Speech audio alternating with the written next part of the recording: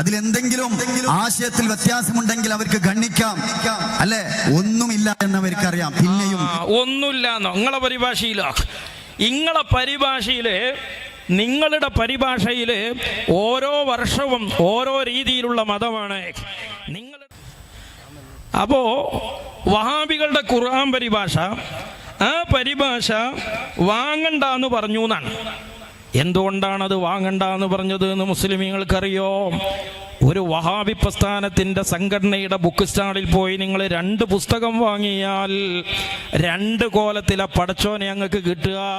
അസ്സലാമു അലൈക്കും വറഹ്മത്തുള്ളാഹി വബറകാതുഹു. പ്രിയപ്പെട്ട സഹോദരങ്ങളെ, സുഹൃത്തുക്കളെ, മീഡിയ ഫോക്കസിലേക്ക് ഏവർക്കും ഹൃദ്യമായ സ്വാഗതം. 2 ദിവസം മുൻപ് കാസർഗോഡ് പൈവേളിക എന്ന് പറയുന്ന സ്ഥലത്ത് വെച്ച് മുജാഹിദുകൾക്ക് മറുപടി എന്ന രീതിയിൽ AP സമസ്തയും EK സമസ്തയും ഒന്നിച്ചാണ് പ്രോഗ്രാം സംഘടിപ്പിച്ചത്. AP സമസ്തയിൽ നിന്ന് വായാടി സക്കാഫിയും EK സമസ്തയിൽ നിന്ന് വായാടി ദാരിമിയും വന്ന് സംസാരിച്ചിട്ട് എന്താണ് സമൂഹത്തിന് ലഭിച്ചത് എന്ന് ചോദിച്ചാൽ വായിക്ക് തോന്നിയത് കോതക്ക് പാട്ടി എന്ന രീതിയിൽ ഇവർ വായിട്ടലക്കുന്നത് കേട്ടു എന്നതിനപ്പുറം EK-AP സമസ്തക്കാരുടെ പണവും സമയവും വെറുതെ വേസ്റ്റായി എന്നുള്ളത് മാത്രമാണ്. ഉള്ളതുപോലെ പറഞ്ഞാൽ വെളുക്കാൻ തേച്ചത് പാണ്ടായി എന്നൊക്കെ പറയാറില്ലേ, അത് തന്നെയാണ് അവിടെ സംഭവിച്ചത്. ഇൻഷാ അല്ലാഹ് ഇന്ന് വൈകുന്നേരം ഇന്ത്യൻ സമയം 7 മണിക്ക് ഈ വായാടികൾക്ക് മറുപടി പറഞ്ഞുകൊണ്ട് ബഹുമാന്യനായ മുജാഹിദ് ബാലുശ്ശേരിയും അൻസാർ ആരിക്കാടിയും പൈവേളികയിൽ വെച്ച് പ്രഭാഷണം നടത്തുകയാണ്. പ്രോഗ്രാം നടക്കുന്ന സ്ഥലത്ത് പോയി കേൾക്കാൻ പറ്റുന്നവർ അങ്ങനെയും, അല്ലാത്തവർ വിസ്ഡം കാസർഗോഡ് എന്ന യൂട്യൂബ് ചാനൽ വഴിയും പ്രോഗ്രാം കാണണമെന്നും സാന്ദർഭികമായി ഉണർത്തുകയാണ്. സഹോദരങ്ങളെ, കൈവേളിക ഭാഗത്ത് ഖുർആൻ പരിഭാഷ ഫ്രീയായി വിതരണം ചെയ്തപ്പോൾ അത് വാങ്ങിക്കാതെയും വാങ്ങിക്കരുത് എന്ന ആഹ്വാനവുമൊക്കെയായി ചില ആളുകൾ രംഗത്ത് വന്നു. അവർ പറയുന്ന കാരണങ്ങളൊക്കെ വഹാബികൾ ഇറക്കിയ ഖുർആൻ പരിഭാഷയിൽ ഒരുപാട് അബദ്ധങ്ങളുണ്ട് എന്നും അവർക്ക് തോന്നിയ രൂപത്തിലുള്ള വ്യാഖ്യാനങ്ങളാണ് അതിലുള്ളത് എന്ന രീതിയിലൊക്കെയാണ്. കഴിഞ്ഞ വിസ്ഡം ഇസ്ലാമിക് ഓർഗനൈസേഷൻ സംഘടിപ്പിച്ച ആ പ്രോഗ്രാമിൽ അൻസാർ ആരിക്കാടി ഈ വിഷയം സൂചിപ്പിച്ചുകൊണ്ട് സംസാരിക്കുകയുണ്ടായി. ഇതിന്റെ ശകലം കാണിച്ചുകൊണ്ട് മമ്പാട്ടുകാരൻ വായാടി സക്കാഫി അവന്റെ സ്ഥിരം കലാപരിപാടിയായ വായിട്ടലക്കലും തെറ്റിദ്ധരിപ്പിക്കലും നടത്തി. അതിനൊരു മറുപടി ആയിക്കൊണ്ടാണ് ഞാൻ നിങ്ങളുടെ മുന്നിലേക്ക് വന്നിട്ടുള്ളത്. മമ്പാട്ടുകാരന്റെ ആ ഒരു സംസാരം കേൾക്കുന്നതിന് മുമ്പേ മമ്പാട്ടുകാരൻ 2 ദിവസം മുമ്പ് വേറൊരു സ്ഥലത്ത് സംസാരിക്കുമ്പോൾ അവൻ ഒരു അവകാശവാദം ഉന്നയിക്കുന്നതായി നമ്മൾ കണ്ടതാണ്. കഴിഞ്ഞ 1-2 വീഡിയോ നമ്മൾ അതുമായി ബന്ധപ്പെട്ട് സംസാരിക്കുകയുണ്ടായി. ഇവിടെയും ആ വീഡിയോ നിങ്ങൾക്കൊന്ന് കേൾപ്പിക്കുകയാണ്. ഏതെങ്കിലും ഒരു ക്ലിപ്പ് കാട്ടിക്കൊണ്ടോ നിങ്ങൾ പ്രഭാഷകൻ ഉദ്ദേശിക്കാത്ത ഒരാശയം ക്ലിപ്പ് കൊണ്ട് സ്ഥാപിക്കാൻ കഴിയും വിധം ഒരു ക്ലിപ്പിന്റെ കഷ്ണം ഞാൻ ഒരു പ്രസംഗത്തിൽ കേൾപ്പിച്ചത് നട്ടലുള്ളൊരു വഹാബിക്ക്, മുലപ്പാൽ കുടിച്ചൊരു വഹാബിക്ക്, ആണായി പറന്നൊരു വഹാബിക്ക് കേരളത്തിൽ എവിടെ വെച്ചും തെളിയിക്കാം. ആ സ്പോട്ടിൽ മറുപടി തരും. നോണ പറയേ.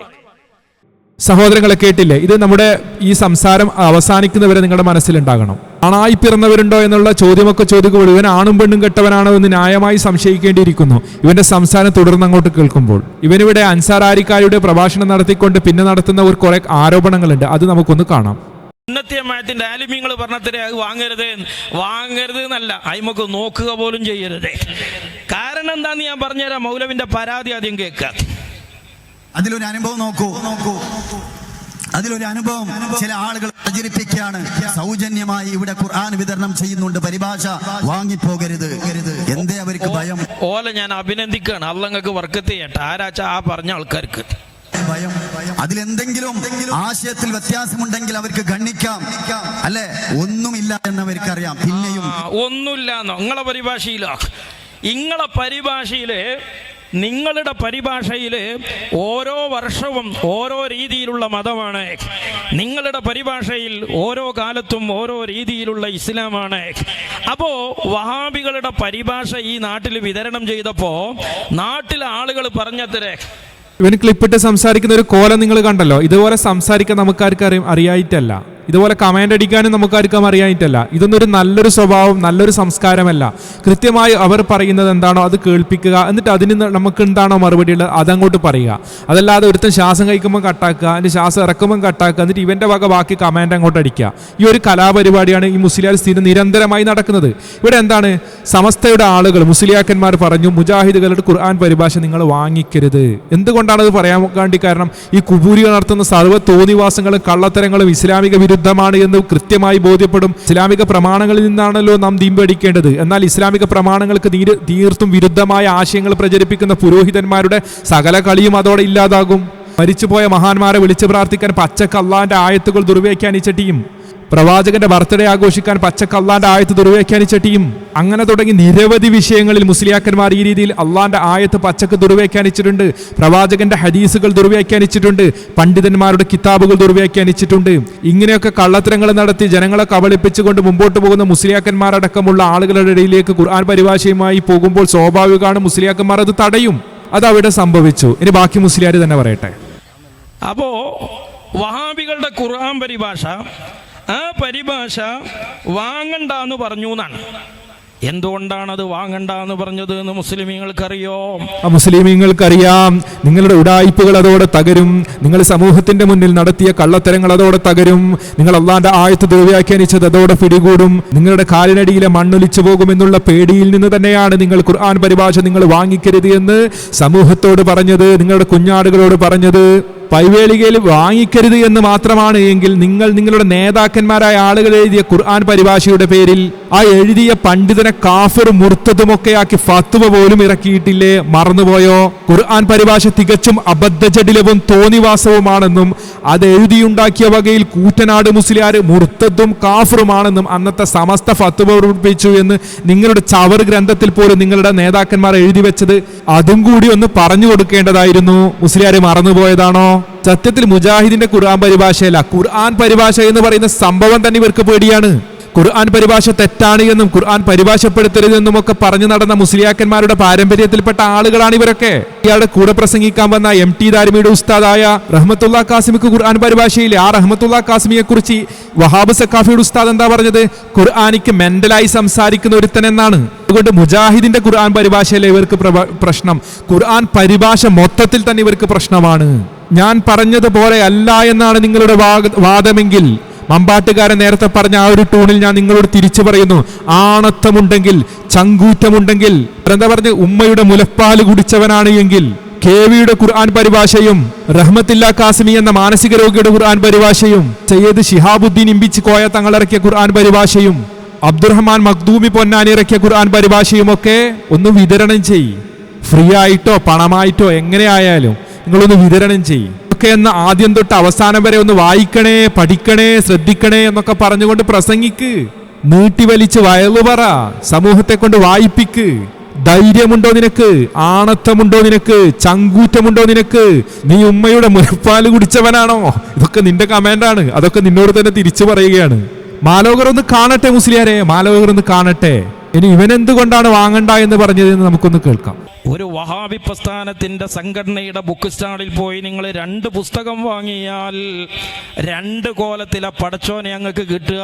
എന്താണ് ഇപ്പോൾ പറഞ്ഞത്? അത് ശരിക്കും നിങ്ങളുടെ മനസ്സിൽ ഈ സംസാരത്തിന്റെ അവസാനം വരെ ഉണ്ടാകണം. മുജാഹിദുകളുടെ ബുക്ക് സ്റ്റാളിൽ പോയി ബുക്ക് വാങ്ങിച്ചു കഴിഞ്ഞാൽ 2 പുസ്തകം വാങ്ങിച്ചു കഴിഞ്ഞാൽ 2 കോലത്തിലുള്ള പടച്ചവനെയാണ് നിങ്ങൾക്ക് കിട്ടുക എന്നാണല്ലോ മുസ്ലിയാർ പറഞ്ഞത്.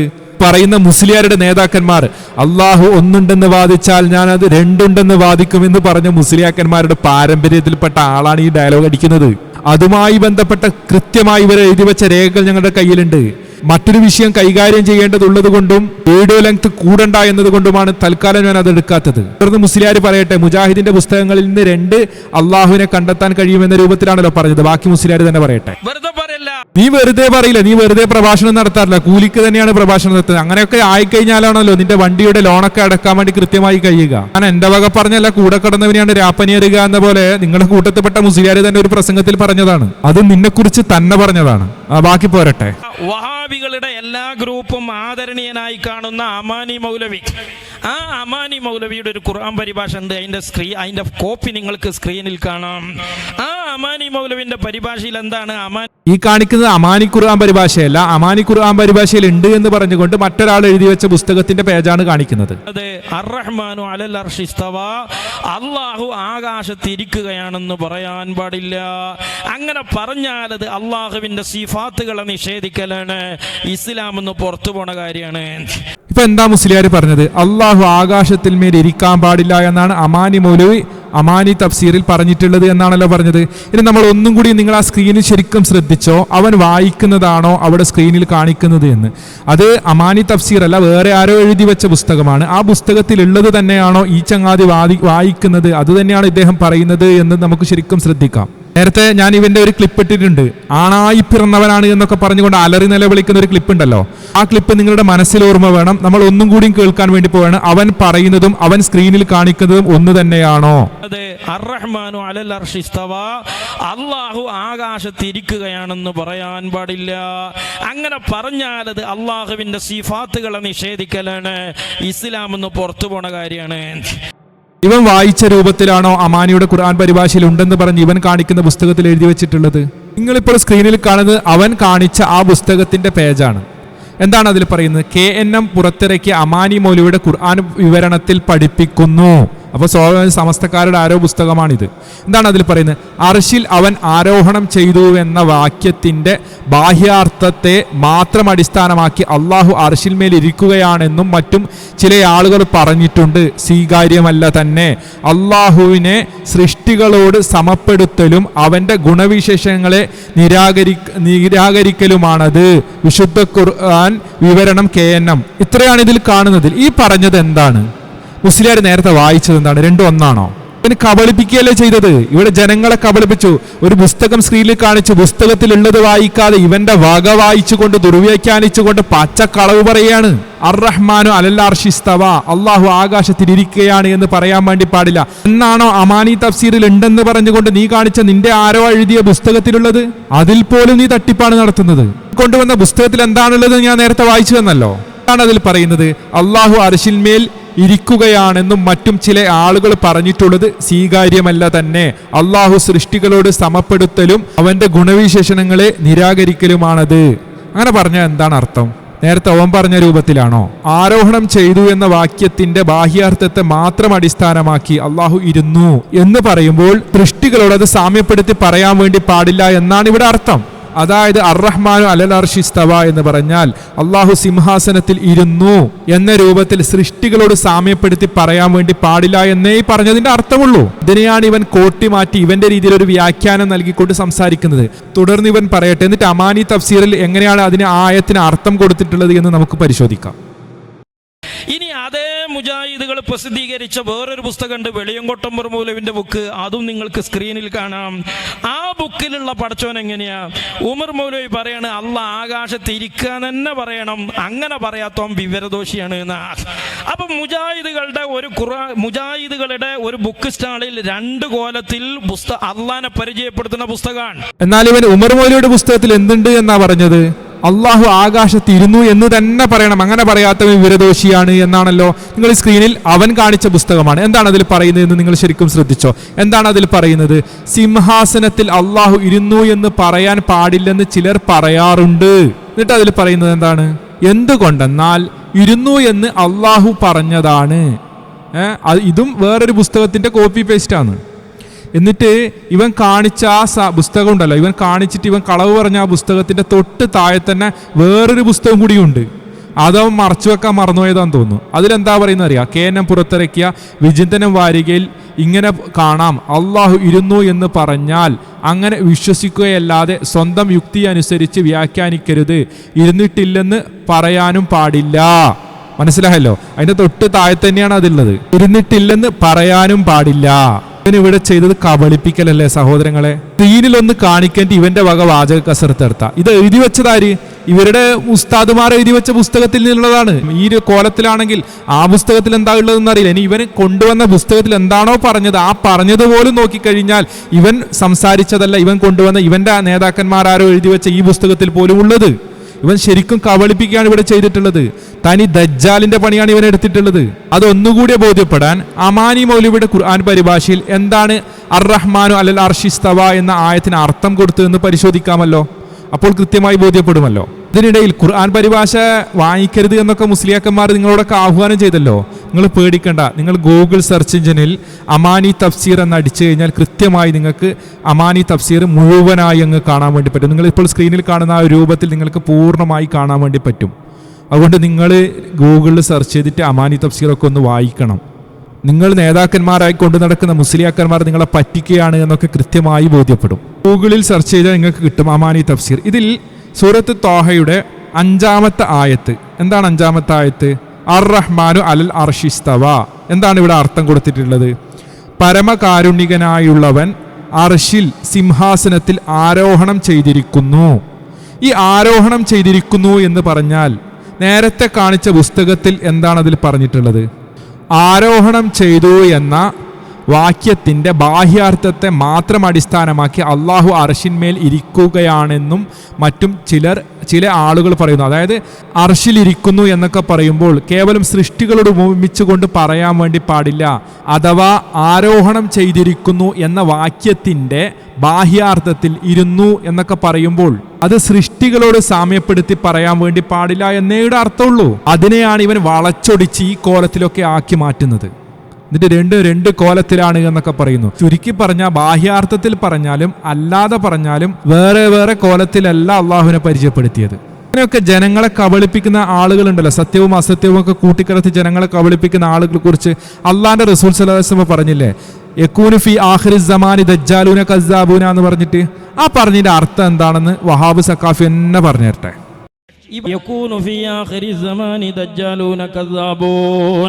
ഈ ഉമ്മത്തിലെ കബളിപ്പിക്കലുകാരായ ഒരു വിഭാഗം വരും. നിലവിലുള്ളോലല്ല, നിലവിലുള്ള ഒന്നിലേക്ക് മറ്റൊരു കരിഞ്ചന്ത വരുന്നതിനെ കുറിച്ചാണ് അള്ളാന്റെ റസൂല് പറയുന്നത്. അവരാരാണ്? നല്ല നുണ പറയുന്ന കക്ഷികളാണ്. പിന്നെ ആരാണ്? വദജ്ജാലൂൻ, അവർ ജനങ്ങളെ കബളിപ്പിക്കുന്നവരാണ്. ആയത്തോതി കബളിപ്പിക്കും, ഹദീസ് ഓതിയിട്ട് കബളിപ്പിക്കും, ഇമാമുമാരുടെ ഗ്രന്ഥങ്ങൾ വെച്ച് കബളിപ്പിക്കും. തീർന്നില്ല, അഹ്ലുസുന്നയുടെ പണ്ഡിതന്മാരുടെ ഖുർആൻ പരിഭാഷ വെച്ചും കബളിപ്പിക്കും. ഇങ്ങനെയൊക്കെ വന്ന് കബളിപ്പിക്കാൻ, തെറ്റിദ്ധരിപ്പിക്കാൻ, നിങ്ങളെ സ്നേഹിക്കുന്ന, നിങ്ങളൊക്കെ വലിയ സംഭവമാണെന്ന് വിശ്വസിക്കുന്ന ഈ കൗമിനെ പറ്റിക്കാൻ, ഈ രീതിയിലൊക്കെ സംസാരിക്കാൻ, ആയിരങ്ങളെ കബളിപ്പിക്കാൻ എന്താണ് പോരാ എന്ന് താങ്കൾ സാധാരണ പറയാറുള്ളത്? അല്പസ്വല്പം തൊലിക്കട്ടിയൊന്നും പോരാ. അതെ, അല്പസ്വല്പം തൊലിക്കട്ടിയൊന്നും പോരാ. മുന്നിരിക്കുന്ന കുഞ്ഞാടുകളെ പറഞ്ഞു പറ്റിക്കണമെങ്കിൽ, ഇവരെ സ്നേഹിക്കുന്ന ആളുകളെ പറഞ്ഞു പറ്റിക്കണമെങ്കിൽ, ഇവരെ വിശ്വസിക്കുന്ന ആളുകളെ പറഞ്ഞു പറ്റിക്കണമെങ്കിൽ, ഇവർക്ക് വേണ്ടി എല്ലാ കാര്യങ്ങളും ചെയ്തു കൊടുക്കുന്ന ആളുകളെ പറഞ്ഞു പറ്റിക്കണമെങ്കിൽ അല്പസ്വല്പം തൊലിക്കെട്ടിയൊന്നും പോരാ. കണ്ടാമൃഗത്തിന്റെ തൊലിക്കെട്ടി തന്നെയാണ് തനിക്കൊക്കെ ഉള്ളത്. അതുകൊണ്ട് തന്നെയാണ് തോളുള്ള വസ്ത്രധാരികളായി വന്നുകൊണ്ട് കൂരിരുട്ടിലേക്ക്, അന്ധവിശ്വാസത്തിന്റെ അഗാധ ഗർത്തത്തിലേക്ക് പാമര ജനതയെ കൊണ്ടെത്തിക്കുന്നത്. തുടർന്ന് മറ്റൊരു പരിഭാഷയിലുണ്ട് എന്ന് പറഞ്ഞിട്ട് ചില കാര്യങ്ങൾ പറഞ്ഞിട്ട് അതിന്റെ മുമ്പേ പിന്നെ ഇറക്കിയതിൽ ഇങ്ങനെയാ ഉള്ളത് എന്നൊക്കെ പറയുന്നു എന്നതല്ല, അതൊക്കെ എയർലായി അങ്ങ് പോവുകയാണ്. ജനങ്ങളുടെ ഇടയിൽ കൺഫ്യൂഷൻ ഉണ്ടാക്കുന്ന രീതിയിൽ സംസാരിച്ച് അങ്ങ് പോവുകയാണ് ചെയ്തിട്ടുള്ളത്. എന്നാൽ സഹോദരങ്ങളെ, അള്ളാഹുവിനെ കുറിച്ച് ഇവർ വിശ്വസിക്കുന്നത് എങ്ങനെയാണ്? പല ആളുകളും പല കോലത്തിലാണ്, പല കാലങ്ങളിലായി. ഞാനിത് വെറുതെ പറഞ്ഞതല്ല, ഈ മമ്പാട്ടുകാരൻ വായാടി തന്നെ പറയട്ടെ, എവിടെയാണ് അള്ളാഹു? അള്ളാഹുവിന് ഒരു പ്രത്യേകമായ സ്ഥലത്തോ ഇടത്തോ നമ്മൾ സങ്കല്പിക്കാൻ പാടില്ല. അള്ളാഹു ആകാശത്താണ്, ഭൂമിയിലാണ്, പാടത്താണ്, പറമ്പിലാണ് എന്നൊന്നും പറയാൻ പാടില്ല. അതൊക്കെ എന്താണ് ഇവൻ ഇപ്പോൾ പറഞ്ഞത്? അള്ളാഹു ആകാശത്താണ്, ഭൂമിയിലാണ്, പറമ്പിലാണ് എന്നൊന്നും പറയാൻ വേണ്ടി പാടില്ല. അതായത് അള്ളാഹു എല്ലായിടത്തുമുണ്ട് എന്ന രൂപത്തിലാണല്ലോ ഇവന്റെ വിശ്വാസം. എന്നാൽ ഇവരുടെ നേതാക്കന്മാർ എഴുതി വെച്ചത് എന്താണ്? നമുക്കൊന്ന് പരിശോധിക്കാം. സഹോദരങ്ങളെ, ഇപ്പോൾ നിങ്ങൾ സ്ക്രീനിൽ കാണുന്ന റിസാല 2007 സെപ്റ്റംബറിൽ ഇറങ്ങിയ റിസാലയാണിത്. എന്താണ് ഇതിൽ പറയുന്നത്? ശരിക്കും നിങ്ങൾ ശ്രദ്ധിച്ചോ? എന്താണ് പറയുന്നത്? ആകാശത്തുള്ളവൻ ആകാശത്തുള്ളവൻ ആകാശത്തുള്ളവൻ നിങ്ങളെ ഭൂമിയിലേക്ക് ആഴ്ത്തിക്കളയുകയും അന്നേരം ഭൂമി വിറക്കുകയും ചെയ്യില്ലെന്ന് നിങ്ങൾ നിർഭയാവസ്ഥയിലാണോ? അല്ല, ആകാശത്തുള്ളവൻ എവിടെ? ആകാശത്തുള്ളവൻ എവിടെ വഹാബേ? ആകാശത്തുള്ളവൻ ചരൽക്കാറ്റയക്കില്ലെന്ന് നിങ്ങൾ സമാധാനപ്പെടുകയാണോ? ആകാശത്തുള്ളവൻ നിങ്ങളുടെ മേൽ ചരൽക്കാറ്റയക്കില്ലെന്ന് നിങ്ങൾ സമാധാനപ്പെടുകയാണോ?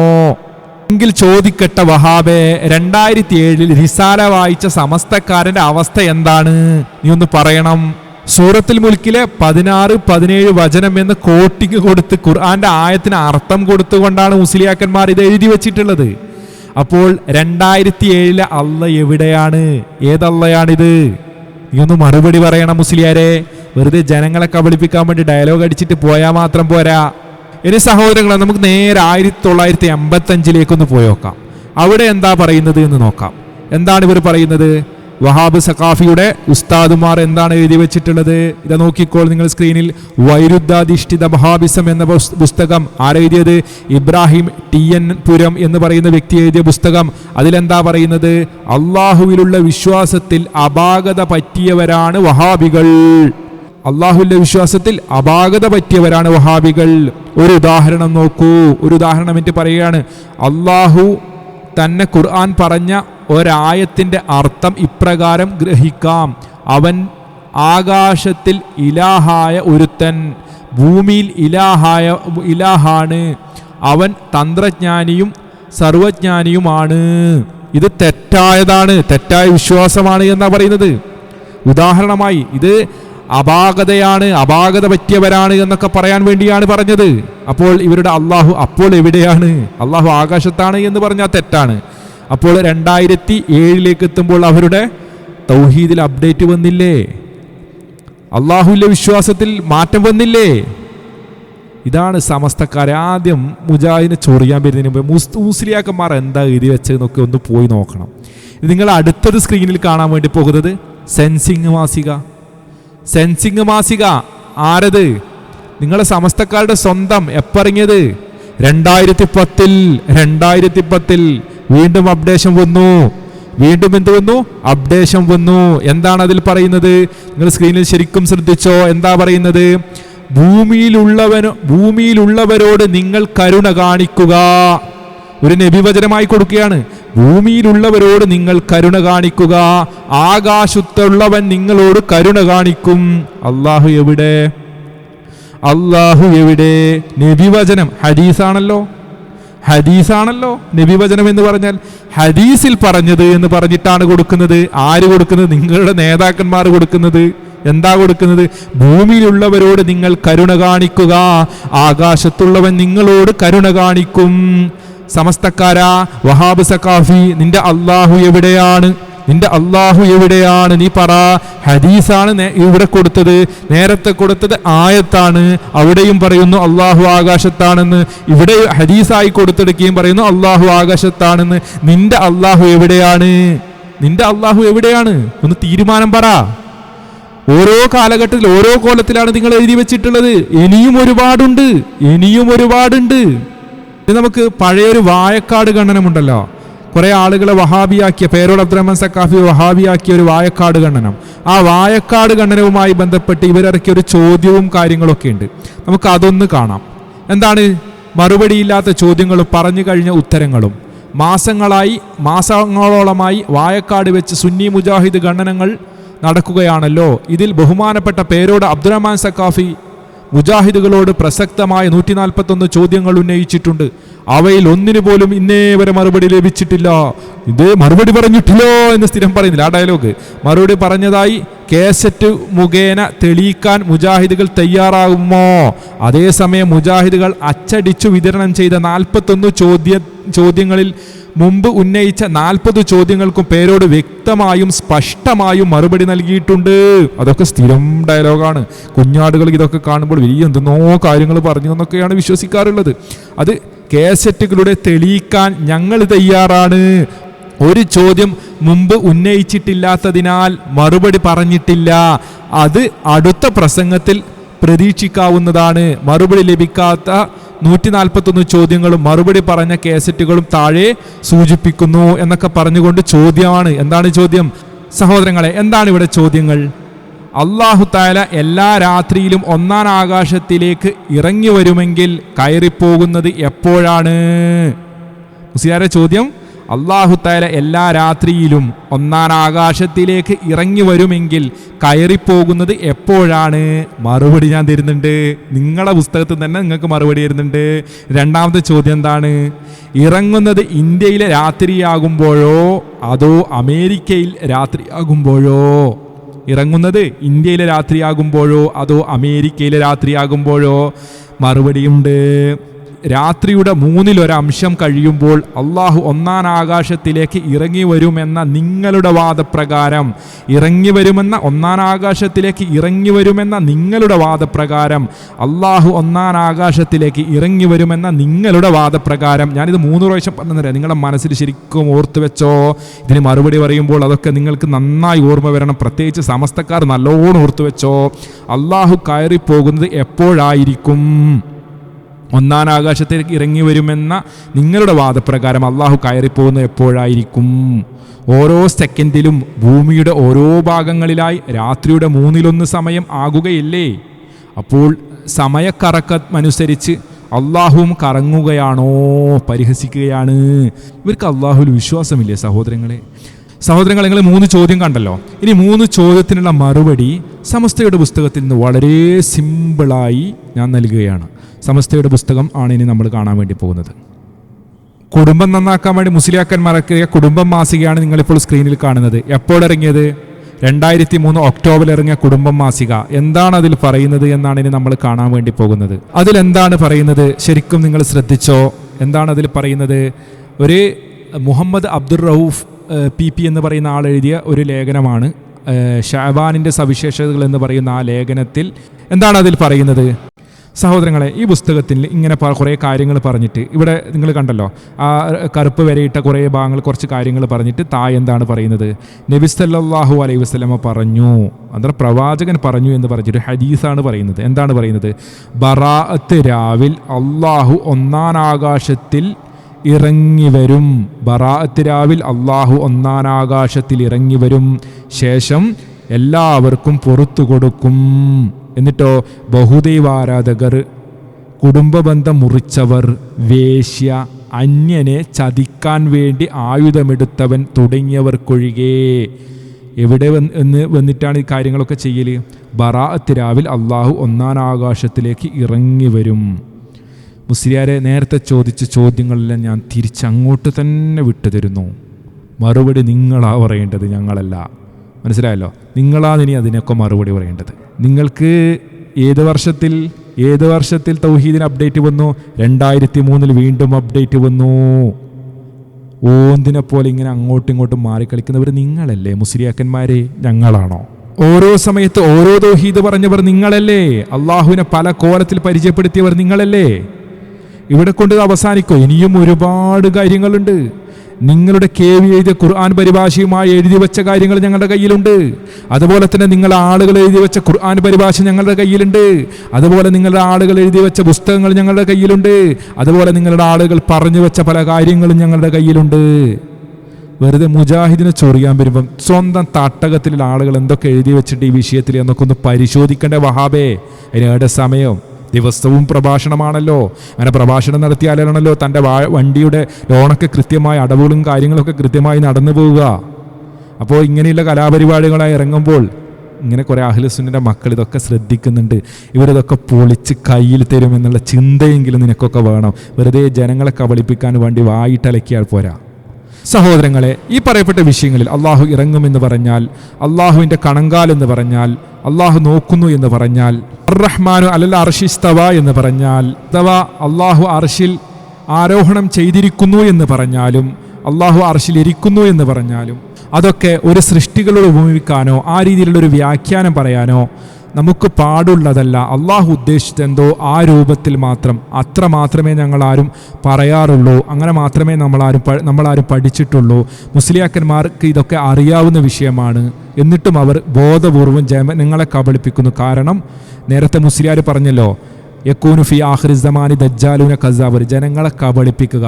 കാരണം എന്താണ്? മുസ്ലിയാക്കന്മാരുടെ നിലനിൽപ്പിന് മുജാഹിദുകൾ ഭീഷണിയാണ്. ഇപ്പോൾ മുജാഹിദുകളെ ജനങ്ങളുടെ മുമ്പിൽ തെറ്റിദ്ധരിപ്പിക്കുക എന്ന ലക്ഷ്യത്തോടെ ഇവരിങ്ങനെ കവലപ്രസംഗം നടത്തുന്നു എന്നതിനപ്പുറം ഇതിലൊന്നും യാതൊരു സത്യവുമില്ല എന്ന് വ്യക്തമല്ലേ? അള്ളാഹു എവിടെയാണ് എന്നുള്ളതിന് ഹദീസുകൾ വെച്ചുകൊണ്ട് മുസ്ലിയാക്കന്മാർ തന്നെ അർത്ഥം വെച്ചത്, ആയത്തുകൾ വെച്ചുകൊണ്ട് മുസ്ലിയാക്കന്മാർ തന്നെ അർത്ഥം വെച്ചതൊക്കെ ഇവരുടെ ഖുർആൻ പരിഭാഷയും ഇവരുടെ പുസ്തകങ്ങളും പരിശോധിച്ചാൽ തന്നെ ലഭിക്കും. എന്നാൽ ഇവർ സമൂഹത്തിൻ്റെ മുന്നിൽ വന്ന് പച്ച നുണയാണ് വെച്ച് കാച്ചുന്നത്. ഒരു യാതൊരു രേഖയും അതിനൊന്നുമില്ല. കുറേ ദുർവ്യാഖ്യാനങ്ങളും കള്ള ആരോപണങ്ങളും മാത്രമാണ് അവർക്കുള്ളത് എന്നതിനപ്പുറം ഒരു സത്യസന്ധതയും മുസ്ലിയാക്കന്മാർ ഈ വിഷയത്തിൽ കാണിക്കാറില്ല. നിങ്ങൾക്ക് ഈ വിഷയം കൃത്യമായി ഒന്നുകൂടെ മനസ്സിലാകണമെങ്കിൽ, കുറച്ച് വർഷങ്ങൾക്ക് മുമ്പ് ഒരു വാട്സപ്പ് ഗ്രൂപ്പിൽ ഒരു ചർച്ച നടന്നിരുന്നു. അന്നസിഅ എന്ന പേരിൽ അറിയപ്പെടുന്ന ഒരു വാട്സപ്പ് ഗ്രൂപ്പിൽ ബഹുമാന്യനായ പണ്ഡിതൻ, സൗദി അറേബ്യയിലുള്ള പണ്ഡിതൻ ഡോക്ടർ യാസിർ ബിൻ ഹംസ, അതുപോലെ തന്നെ ജമാഅത്തെ ഇസ്ലാമിയുടെ ഇല്ലാസ് മൗലവി, സമീർ വടകര എന്ന് പറയുന്ന ആളും, എതിർവശത്ത് ഈ അടുത്ത കാലത്ത് സമസ്താലയം വിട്ട ഡോക്ടർ അബ്ദുൽ നസീർ അസ്ഹരി അൽ മലേബാരി എന്ന് പറയുന്ന വ്യക്തിയും, തബ്ലീഗ് ജമാഅത്തുകാരനായി അറിയപ്പെടുന്ന മുഫ്തി അമീൻ മാഹി എന്നൊക്കെ അറിയപ്പെടുന്ന മമ്പാട്ടുകാരൻ വായാടിയുടെ മറ്റൊരു വേർഷൻ, അതായത് തബ്ലീഗ് ജമാഅത്തിന്റെ വഹാബ് സഖാഫി എന്നൊക്കെ വേണമെങ്കിൽ പറയാം, അങ്ങനെയുള്ള ഒരു മനുഷ്യനും തമ്മിൽ ഒരു ചർച്ച നടന്നിരുന്നു.